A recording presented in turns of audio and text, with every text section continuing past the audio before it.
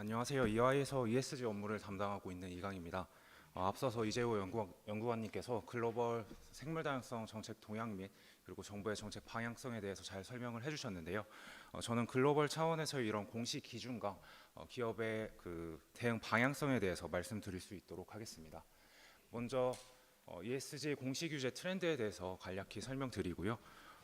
공시 기준에서의 자연자본 및 생물 다양성이 어떤 형태로 포함되어 있는지, 그리고 기업 관점에서 이러한 공시 기준이 어떠한 시사점을 가질지에 대해서 말씀드릴 수 있도록 하겠습니다. ESG 공시 규제 트렌드에 대한 부분입니다.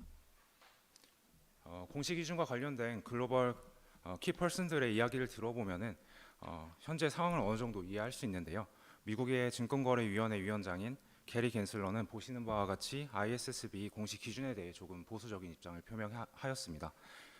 또 ISSB 위원장인 엠마뉴엘 파베르는 ISSB 공시 기준이 기존의 지속 가능성 공시 기준과 완전히 다른 것이 아니라 상호 운영성 측면에서의 언급을 강조하였고요. 다음으로 같은 맥락에서 유럽연합 집행위원회 위원장인 메이어드 맥기네스 역시 과거 기준을 차용하고 그다음에 기존 시장에 대한 상호 운영성 측면에서의 언급을 강조하였습니다. 이렇게 보시듯이 글로벌 차원에서의 기준 간 상호 운영성에 대한 이슈가 굉장히 활발히 논의가 되고 있고요. 또한 논의가 되고 있는 이슈 중에 하나가 기업 차원에서의 기업의 밸류 체험 차원에서의 스콥 3에 대한 배출량 산정, 그리고 ESG 이슈가 굉장히 많다 보니까 이 다양한 ESG 이슈 중에서 어떠한 이슈들을 기업이 중대하게 평가할 것인지에 대한 중요성에 대한 정의, 그리고 데이터 신뢰성에 대한 인증 대상과 수준 등에 대한 논의가 활발히 이루어지고 있습니다. 각국의 상황을 좀 더 들여다보면 주요 글로벌 지속 가능성 정보 공시 규제는 작년과 올해를 거쳐서 2024년 이후로 본격적으로 도입될 것으로 예상되고 있습니다. 모두 아시다시피 ISSB S1, S2 기준이 올해 6월 달에 최종안이 발표가 되었고요. 가까운 일본은 새로운 지속 가능성 공시 규정의 적용 개시를 공포하였습니다. 미국은 정치적인 문제로 인해서 본래 예정되어 있던 기후변화 공시 요구안과 인적자본 공시 요구안의 발표가 좀 늦어지고 있는데 이러한 부분들에 대해서도 추후 발표될 것으로 계획하고 있습니다. 또한 올해 8월에는 국제감사인증위원회죠. IASB에서 지속가능성 공시 인증 기준인 ISSA 5천 공개 초안을 발표를 했습니다. 그래서 2024년부터는 본격적으로 관련 법률 등이 적용이 되기 때문에 전 세계적으로 관련된 공시가 이루어질 것으로 예상이 되고요. 앞서 말씀을 주셨었는데 2026년 그리고 그 이후에 한국도 일정 규모 이상의 코스피 상장사에 대한 규제화가 점차 진행될 것으로 전망됩니다. 이에 지속가능 정보 공시가 필수가 되는 초입에 우리가 서 있다고 말씀드리고 싶습니다. 지속가능성 공시에 있어서 가장 긍정적인 트렌드는 영어 약어가 굉장히 난무했습니다. 그래서 제가 말씀드리면서도 계속해서 영어 약어들을 말씀드리고 있는데 이런 알파벳 수프라고 불리던 혼란기를 지나서 수많은 기준 기관들이 서서히 통합되고 있다는 점입니다. 화면에서 보시듯이 상당히 많은 기준들이 있는데 그래서 여전히 통합되기까지는 여전히 많은 시간이 걸릴 것으로 보입니다. 그러나 현재 보고 기준들은 빅3 기준으로 통합되고 있는 추세를 보이고 있고요. 이 부분은 뒤쪽에서 한 번 더 자세히 설명드릴 수 있도록 하겠습니다. 또 발견할 수 있는 두 가지 긍정적인 트렌드가 있습니다. 기준 기관들이 단순히 통합되는 것뿐만 아니라 상호 운용성을 극대화하며 기업의 컴플라이언스 부담을 최소화한다는 공동의 목표를 가지고 움직이고 있다는 점이고요. 또 한 가지 긍정적인 점은 이러한 지속가능성 공시 인증 기준에 대해서 좀 선도적으로 수립이 되고 있다는 점입니다. 그러나 여전히 개선이 필요한 부분들도 있습니다. 예를 들어 지속가능 금융 공시와 관련된 원칙들이 일부 통합 움직임을 보이고 있긴 하지만 이제 녹색 자산에 대한 정의가 공시 기준에 따라서 다른 게 현실이고 이에 따라서 혼란이 빚어지고 있습니다. 또한 많은 제3자 ESG 평가들이 있는데요. 이에 대해서 규제와 관리가 부족한 게 실정입니다. 전체 지속가능성 정보 생태계에 걸친 역량 강화도 또 빠르게 변화하는 규제 움직임에 따라가지 못하고 있는 것도 굉장히 문제라고 할 수 있는데요. 역량 강화가 받쳐져야 비로소 ESG 공시 시장이 성공적으로 작동할 수 있을 것입니다. 앞서 말씀드린 빅3 지속가능성 보고 기준에 대한 설명이고요. 세 개 기준은 공통점과 함께 각각의 차이점을 보이고 있습니다.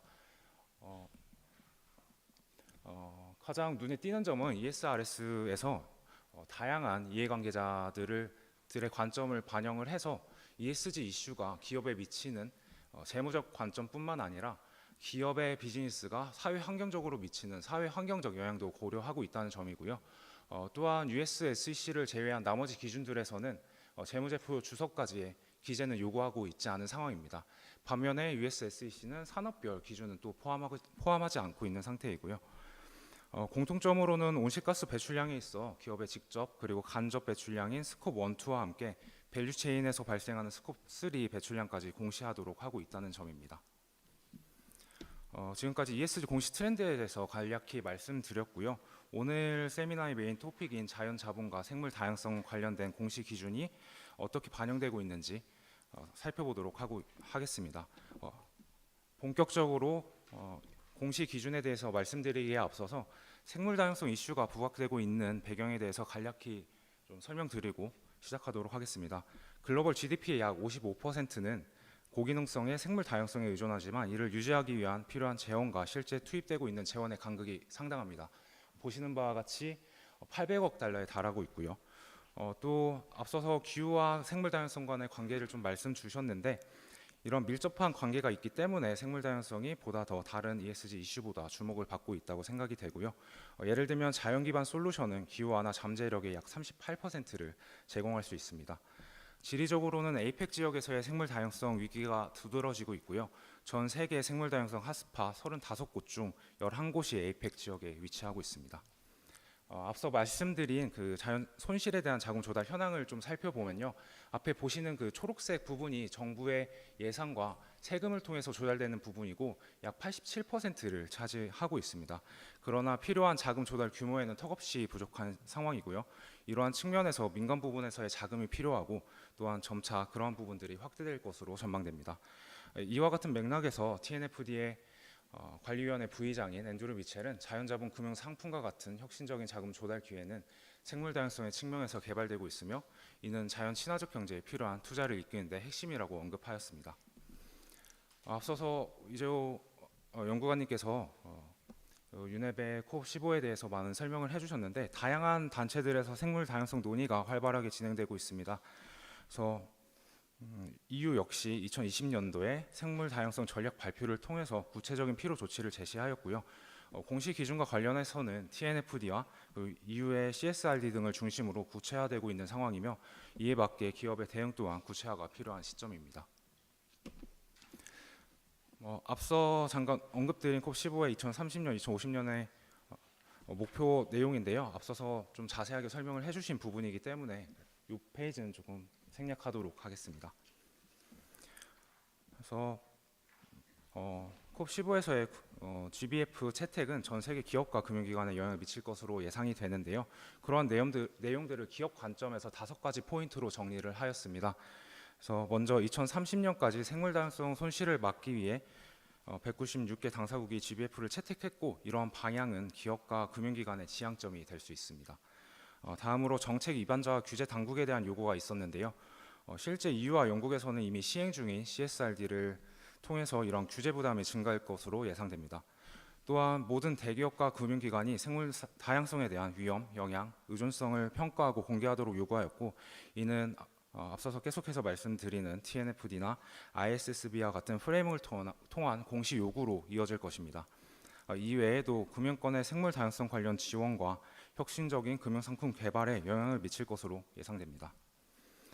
콥15 협약을 중심으로 글로벌 스탠다드와 규제와 상황을 정리한 체계도이고요. 주요 글로벌 스탠다드로는 TNFD와 함께 자연자본 및 생물 다양성에 대한 목표 설정 이니셔티브인 SBTN 그리고 아직 발표는 되지 않았지만 ISSB 공시 기준에 해당 이슈가 추가될 것으로 보입니다. 또한 EU의 SFDR, 텍소노미, ESRS 등을 통해서 관련된 규제화가 이루어지고 있습니다. 앞서 말씀드린 그 스탠다드와 규제화 사항과 관련해서 다음과 같은 5가지 공시 기준 그리고 글로벌 이니셔티브에 대해서 좀 설명드리고자 합니다. 먼저 TNFD는 오늘 참석하신 많은 분들이 아시다시피 글로벌 금융 흐름이 자연에 긍정적인 영향을 끼치도록 지원하는 것을 목표로 하고 있고요. 흔히 리비라고 불리는 방법론을 통해서 자연자본 영향 분석 및 대응 방안을 수립하도록 가이드하고 있습니다. 또한 EU의 ESRS와 GRI에서는 조직이 생물 다양성에 미치는 영향과 관리 방안을 공시하도록 하고 있고요. 흔히 저희가 피바프라고 부르는데요. 생물 다양성 회계금융 파트너십에서는 생물 다양성 영향과 함께 생물 다양성이 기업의 비즈니스에 미치는 영향의 의존성을 평가하기 위한 지침을 제공하고 있습니다. 마지막으로 앞서 언급드린 SBT에는 지구의 장기적인 지속 가능성을 보장하도록 자연 보호 및 복원을 위한 프레임워크를 제공하고 있습니다. TNFD는 2021년 공식 출범했고요. 올해 9월 최종안을 발표하였습니다. 오른쪽에 보시는 바와 같이 홈페이지를 통해서 TNFD 공식 기준에 대한 다양한 지침과 설명 자료를 공개하고 있습니다. TNFD는 기존에 비교적 익숙하실 겁니다. TCFD 프레임워크가 굉장히 유사한 점이 많고요. 거버넌스, 전략, 리스크 및 영향 관리, 지표 및 목표 이렇게 4개 필라로 구성되어 있습니다. 앞에 보시는 화면에서 노란색으로 적혀진 내용들이 TCFD와 동일한 부분이고요. 분홍색으로 적혀진 부분이 생물 다양성 이슈에 맞게 일부 변형이 되어서 공시가 되어야 되는 부분입니다.